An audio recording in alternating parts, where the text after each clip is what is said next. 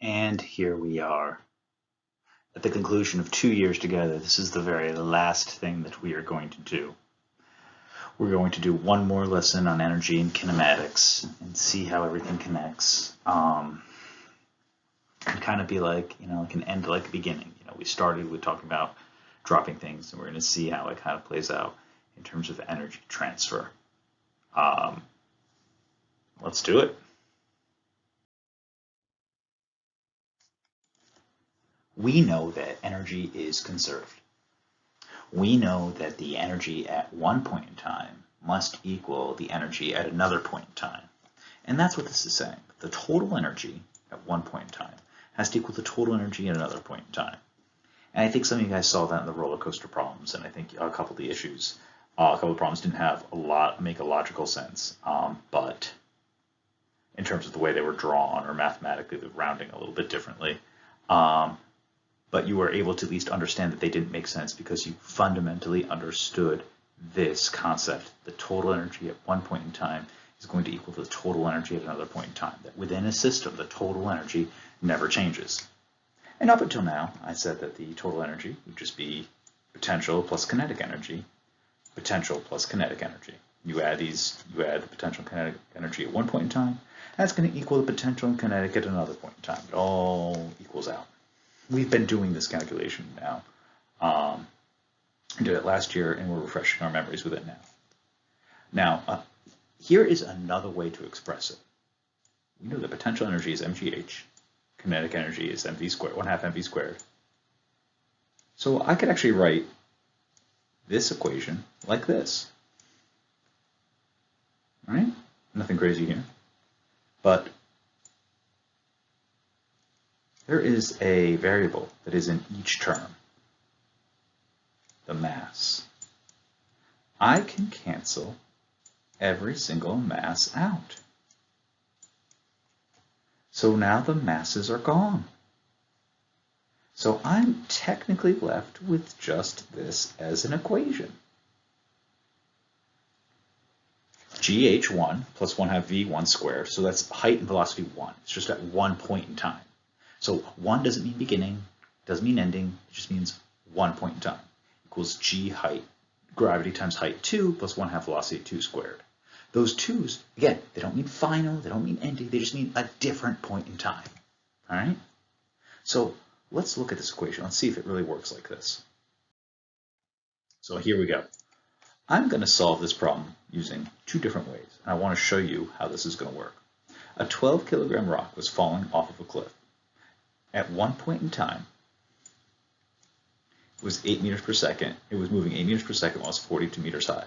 Because that's one point in time, those are going to get paired together. So I know PE plus KE equals PE plus KE. Wow, it's like I'm at the board. Handwriting terrible. All right, let's do this a little bit better. Mass is 12. Gravity is 9.8. Don't use the negative. The first height is 42. Plus 1/2 12 8 squared equals 42 and 8 are on the same side of the equation because they are at the same point in time. Equals mg. The second height is 12. And I'm looking for the velocity that pairs with the second height. So the velocity, the variable that we're looking for, has got to be on this side. It's got to pair with the height of 12. Nice. Algebra time. You just get your trusty calculator and you just type that in.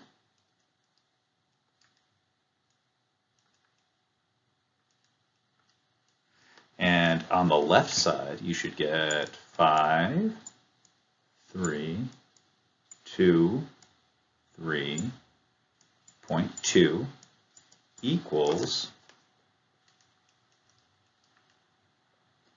1411.2 plus 6v squared. Minus the 1411.2 from both sides. So we got 5323.2 minus 1411.2. We got 3912 equals 6v squared. You divide both sides by 6. So you can get 652 equals v squared. You got to square root that. And when you do, you should get 25.53. All right, now let's think about this for just a second. Does that make logical sense? Well, let's think. It was falling. When it had this height, it had this velocity. So from here to here, the height decreased. Because the height decreased, we expect the velocity to increase. From 8 to 25 is an increase in velocity, so that actually does make sense, logically. Okay, so that's the way we knew how to do it. All right, let me erase some of this because I want to show you how to use the other equation. And if we use the exact same problem with the other equation, let's see what we get.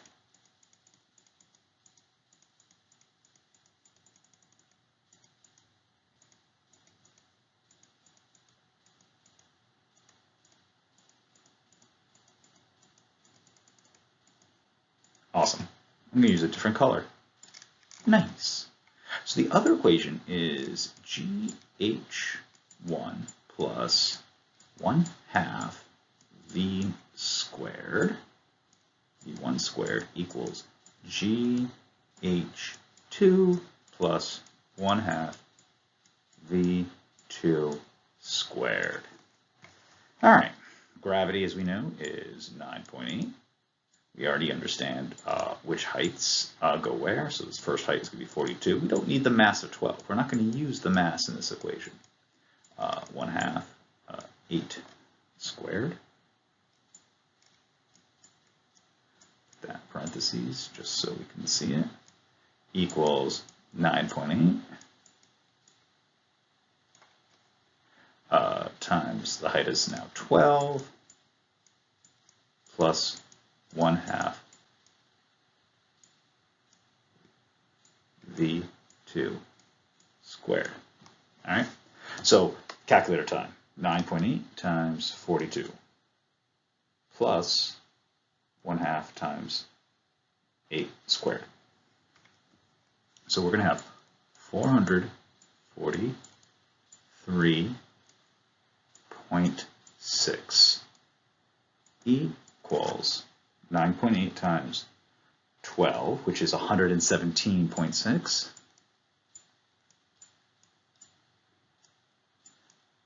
plus 1/2 v squared. All right, minus 117 from both sides, 443, algebra, yay, algebra. I hope you realize this is just algebra. This isn't hard math, it's just basic 8th grade algebra. 326 equals 1/2 v squared. Divide both sides by 1/2. You get 652. Oh. Oh.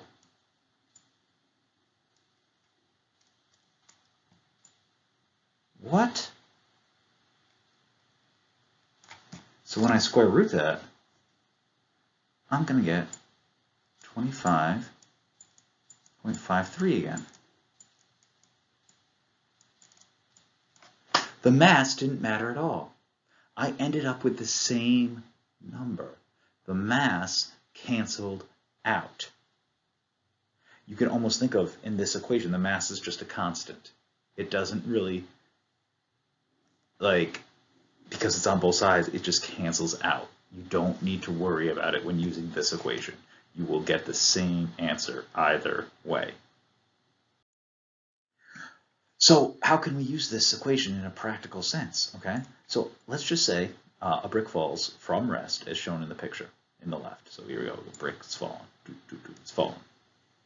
At one point in time, it is moving 21 meters per second while 25 meters high. So all right, we got our equation.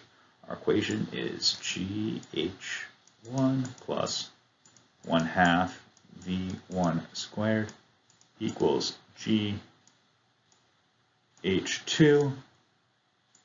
plus plus 1/2 v2 squared. Awesome.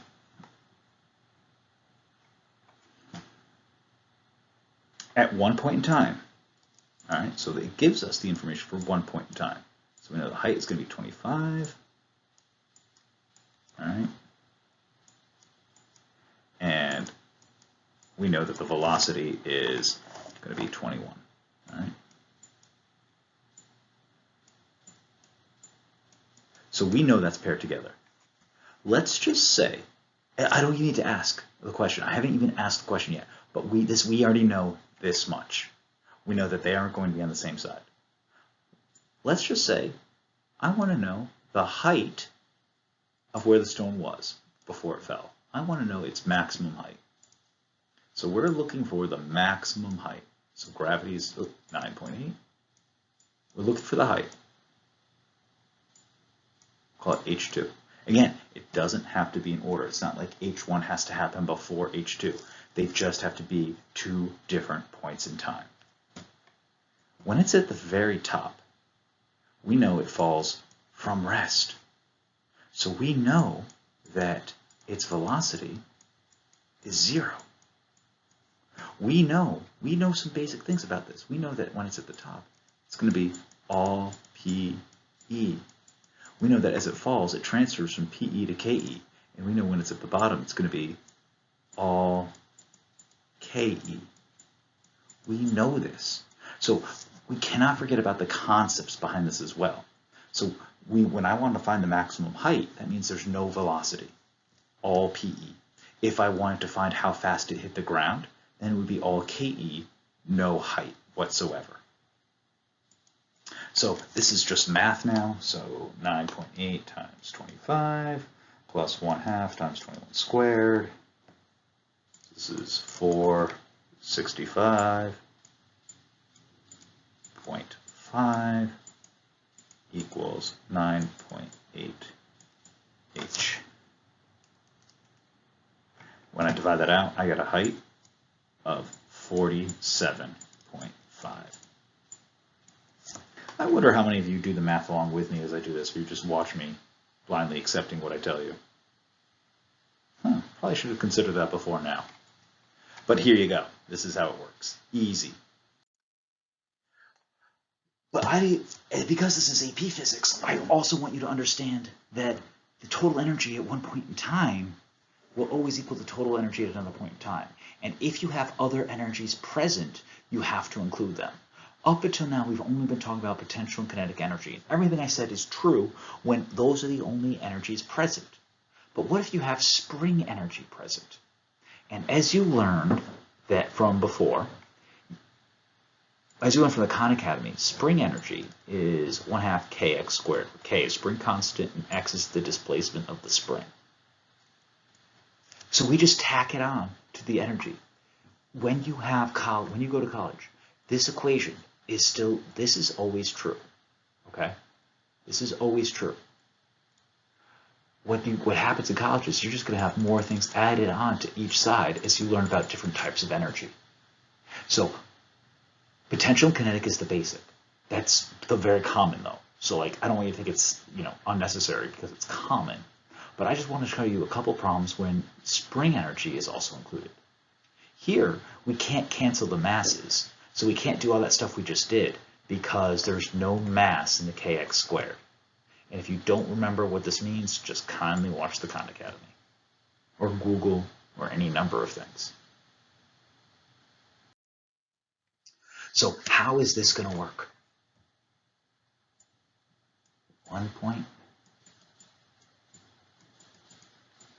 We have 2 points of time equals another point.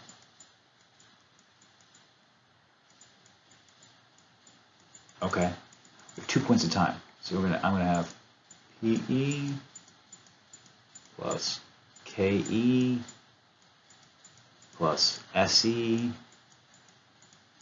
equals PE plus KE plus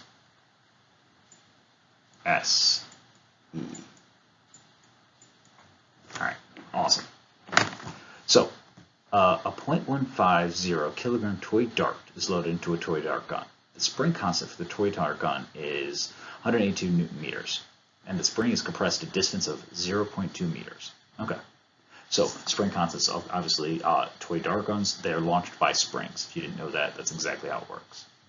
If it is fired from rest at a height of 6 meters down at a trampoline at ground level, how far will the trampoline compress if it has a spring constant of 215 Newton meters?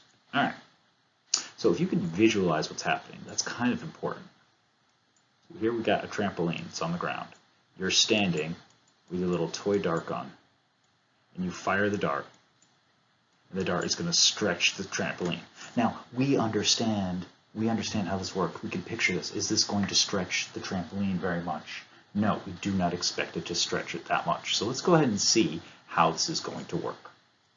At the first point, when you're standing on the edge of the thing with a height of 6 meters, do you have a potential energy? Well, do you have a height? Yes, so we're going to have a potential energy. When you fire that dart, before it leaves the gun, do you have a kinetic energy? No, it says it's from rest. So we do not have a kinetic energy at this point. Do we have a spring energy at first? Yeah, it's in the toy dart gun. Okay. Now at the other point, do we have a potential energy? Well, if it's at ground level, I know you're saying, well, the trampoline can't really be at the ground. For simplicity, you do not have potential energy. Okay, it's falling down 6 meters to get there, so no potential energy. When you compress a trampoline, when you get the maximum compressing, it's a little weird to think about, but if you've ever bounced on a trampoline, when you're all the way stretched at the bottom, you're not moving. It's kind of the opposite of vertical throwing. When you throw something up, it slows down, it stops for a brief moment, and then changes direction. That exact same thing happens on a trampoline. When you jump on a trampoline, you go fast, the trampoline slows you down, stops you for a brief moment, and then speeds you up in the opposite direction. So when you're on a trampoline, you do not have kinetic energy at the maximum compression, which is what we're looking for. We want to know how far the trampoline will compress. We want to know the movement that it is.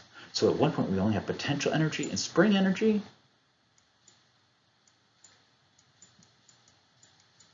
Half kx squared, and we know it's only going to equal spring energy. So the trick to these problems is to understand what types of energy you have and just plug them in, and that's it. And then that's all you do, and then it's just algebra. The only challenging part is to recognize the energies that you have. So the mass is 0.150 times gravity is 9.8. And the height is 6, all right, plus 1/2. The K is 182. Wow, that's actually a pretty good dart gun. You might compress it more than you think. And it was a distance of 0.02 meters squared. I'm just plugging in. Equals, well, we know that the trampoline has a spring constant of 215. I'm looking for its compression. That's it. So let's just use some algebra. 0.150 times 9.8 times 6 plus 1/2 times 182 times 0.02 squared. Nice. Nice. So the whole left side, I'm going to get a different color just so you know. The whole left side is 8.8564 equals 107.5 x squared. So I'm going to divide both sides by 107. Perfect. So I'm going to get like 0.0823. I know it keeps going. Equals x squared. And I got to square root that jump. So we get a compression of 0.2, I'll round, 9 meters. So the trampoline presses down 0.29 meters when that dart is fired onto it. Look at that. Easy. Easy. You just identify the tested energy and solve. So the assignment today will be utilizing these equations. Next week, we're going to combine these equations on an assessment. And maybe there might be a situation where, like, I don't know, you have 2 bricks sitting at the edge of the table, you slide them, they collide inelastically, and they fall off the table. So, like, we might have, like, a momentum problem turning into an energy problem. Yeah, I think we might have that. I'll show you how to do that in a video next week. But it's just using the same things. It's nothing new. It's just putting the 2 things that we already know together. And just so you know, we're almost done. We got this. We got this. Take care, you guys. I will see you next week.